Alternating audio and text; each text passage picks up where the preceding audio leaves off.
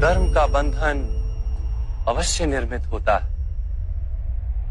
किंतु कार्य का बंधन निर्मित नहीं होता पार्थ।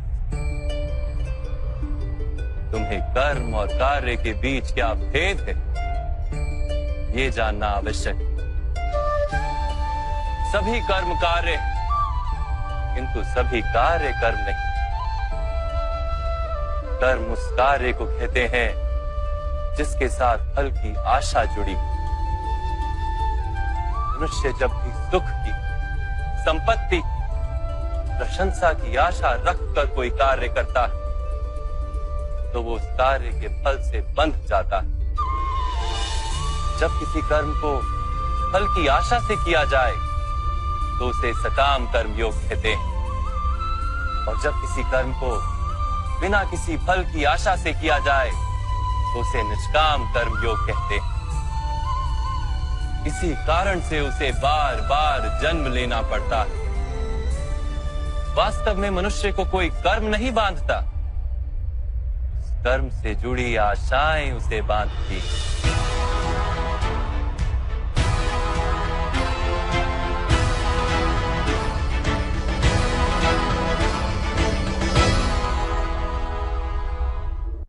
वास्तव में मनुष्य को कोई कर्म नहीं बांधता, उस कर्म से जुड़ी आशाएं उसे बांधती हैं। वो कैसे माधव? यदि इस युद्ध में तुम्हें विजय होने की आशा है तो पराजित होने पर तुम्हें भीषण दुख होगा, और वो दुख तुमसे कोई अन्य कार्य करवाएगा जिसके लिए तुम्हें दूसरा जन्म लेना पड़ेगा।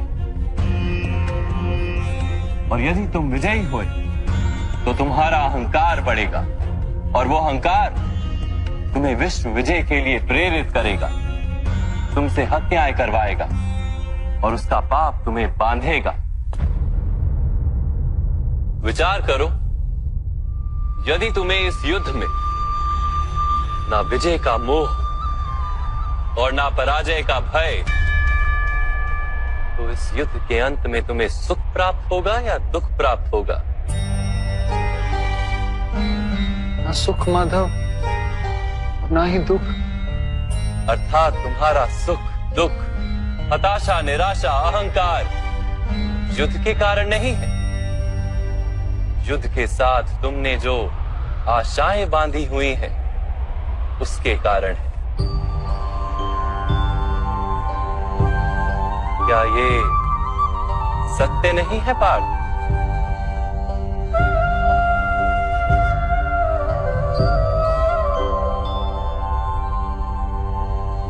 सुख दुखे समे कृत्वा लाभा लाभो जया जयो ततो युद्धाय युज्यस्व नैवं पाप मवाप्स्यसि। अर्थात सुख दुख को समान मानकर लाभ हानि जय पराजय का विचार किए बिना यदि तुम युद्ध करोगे कौन्तेय, तो तुम पाप के भागी नहीं बनोगे। इसी को कर्म योग कहते हैं। जो सांख्य का ज्ञान प्राप्त कर लेता है वो ये जान लेता है कि वो शरीर नहीं, केवल एक आत्मा है। शरीर के भोग और अनुभव तो केवल मृत्यु तक है, अर्थात वास्तविक नहीं, केवल माया है। उसके लिए कर्मयोगी बनना सरल हो जाता है। परंतु माधव, यदि कार्य से बंधन निश्चित है तो क्या संसार का त्याग करके संन्यास लेना उचित नहीं? इसी विचार का परिणाम है कि आज ये युद्ध हो रहा है पार्थ।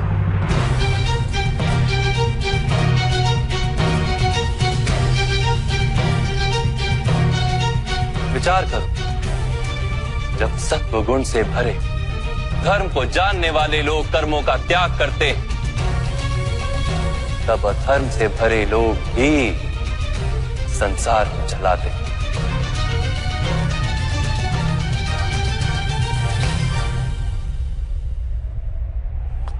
यदि महामहिम ने संसार का त्याग ना किया होता तो आज अधर्म इतना बढ़ता ही नहीं।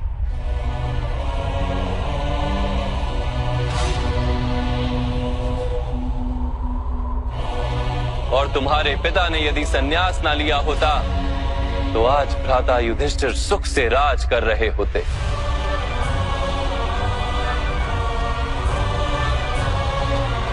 और अपनी प्रजा को न्याय और धर्म का ज्ञान दे रहे होते।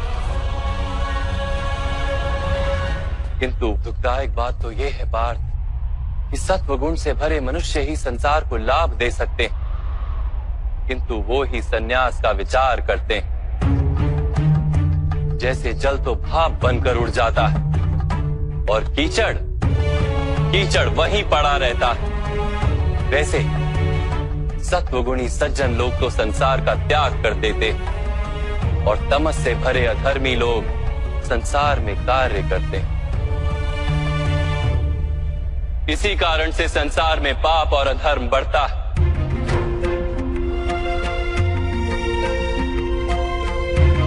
किंतु कर्मयोग इस विचित्र स्थिति से सारे संसार का रक्षण करता है। कर्मयोगी फल की आशा का त्याग करता है, किंतु कर्मों का त्याग नहीं करता। वो इसी संसार में रहता है सन्यासी की भांति, सारे कार्य करता है किंतु उनमें लिप्त नहीं होता। कर्मयोगी अपनी संतानों से, स्वजनों से, अपनी प्रजा से कोई अपेक्षा या आशा नहीं रखता। स्वयं उसे संन्यास का लाभ होता है, किंतु समाज को संसारी की भांति लाभ देता। मनुष्य अपनी संतानों के सुख के लिए श्रम करता है माधव। अपनी संतान से सुख की अपेक्षा कैसे न रखे? मनुष्य अपनी संतानों के लिए जो भी करता है वो व्यापार है या प्रेम पार? प्रेम माधव। तो फिर अपने कार्यों के प्रति फल की इच्छा क्यों पार? भविष्य का लाभ तो व्यापार में देखा जाता है, प्रेम में नहीं। जो मनुष्य अपनी संतानों का चरित्र निर्माण उचित रूप से करता है, संतानों को प्रेम और धर्म के संस्कार देता है, उसकी संतानें भी मनुष्य को प्रेम और सुरक्षा अवश्य देती। संतानों के कर्म, स्वजनों के व्यवहार उनके कर्म है पार। और जब उनके कर्मों पर हमारा कोई अधिकार नहीं होता तो उनसे आशाएं और अपेक्षाएं रखने का क्या प्रयोजन? यदि गहन विचार करोगे पार्थ तो शीघ्र ही ये जान लोगे कि जीवन में ऐसा कोई कार्य नहीं है जिसके साथ आशाएं और अपेक्षाएं जोड़ना अनिवार्य हो। जब सृष्टि ही परमात्मा है और मनुष्य स्वयं परमात्मा का अंश है तो सारे कार्य परमात्मा ही करते हैं, मनुष्य स्वयं कुछ नहीं करता। यही कर्मयोग का मूल सिद्धांत है पार्थ।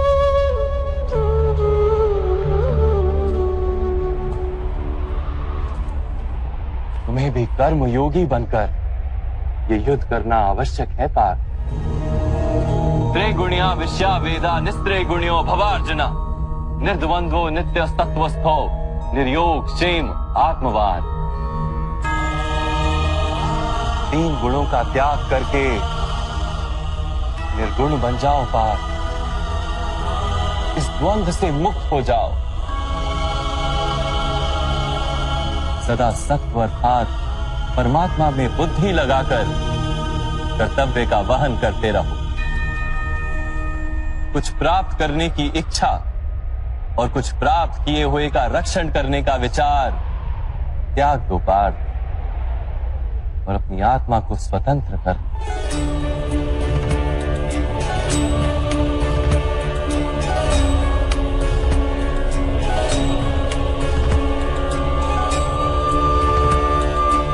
स्मरण रहे पार्थ, कर्मण्यवाधिकारस्ते मा फलेषु कदाचना मा कर्म फल हेतुर्भू मा ते संगोस्त्व कर्मणि। तुम्हारा अधिकार तो केवल कर्म करने का है, फल तो ईश्वर के हाथ में। इसलिए ना कर्म से भागना उचित है और ना ही कर्म के फल की आशा रखना उचित है।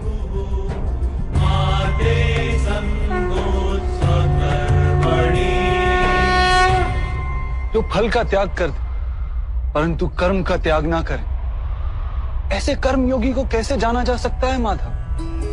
विश्या विनिवर्तन्ते निरहारस्य देहिनः रसवर्जम रसोप्यस्य परम दृष्ट्वा निवर्तते। सुनो पार्थ, जो स्वाद से छूटने के लिए भोजन का ही त्याग कर देता है, वास्तव में उसके मन से स्वाद की लालसा कभी जाती ही नहीं। उसे दोहरी हानि होती है। एक तो वो निर्बल हो जाता है, जिसके कारण परमात्मा को प्राप्त करने का जो प्रयत्न अनिवार्य है उसे वो नहीं कर पाता, और दूसरा सदा ही उसका मन स्वाद की लालसा से भरा रहता है। इसलिए भोजन का त्याग करने से उत्तम है स्वाद की लालसा का ही त्याग कर दिया जाए। कर्मयोगी अपने मन की सारी लालसाओं को खींच लेता है, जीवन को कर्तव्य मानकर कार्य अवश्य करता है, किंतु उन कार्यों से जुड़ता नहीं। और बात, जो व्यक्ति अपने कार्यों से आशाएं और इच्छा नहीं रखता, उसी के कार्य पूर्ण होते हैं। एक असफलता से दुखी होकर जिसका मन डोलता नहीं, एक सफलता से आनंदित होकर जो स्वयं को सर्वश्रेष्ठ नहीं मानता, ऐसे ही व्यक्ति को कर्म योगी कहते हैं। और ऐसा व्यक्ति जीवन में बार बार सफल होता है।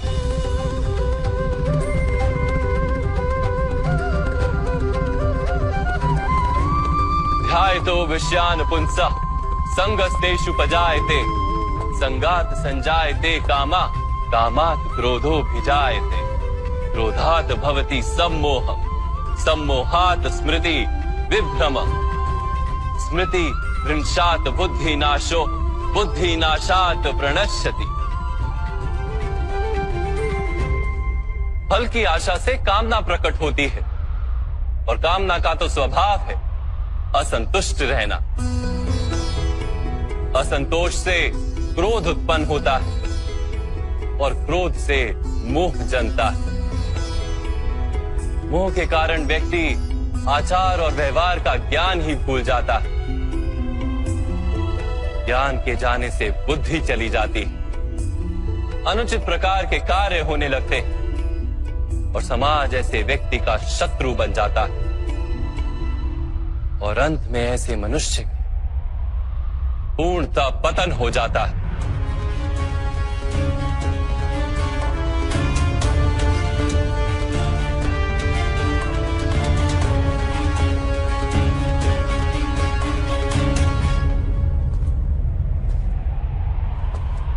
जैसे भ्राता दुर्योधन, उनके सेनापति महामहिम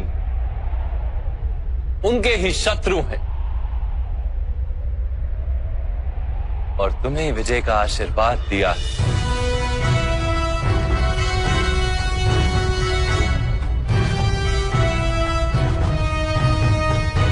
पार्थ, कर्मयोग ब्रह्म विद्या का दूसरा चरण है। परमात्मा में अपनी बुद्धि स्थिर करो, स्वयं को आत्मा जानो, मिथ्या बंधनों से मुक्त हो जाओ, और फल की आशा का त्याग करके केवल कर्म करते रहो।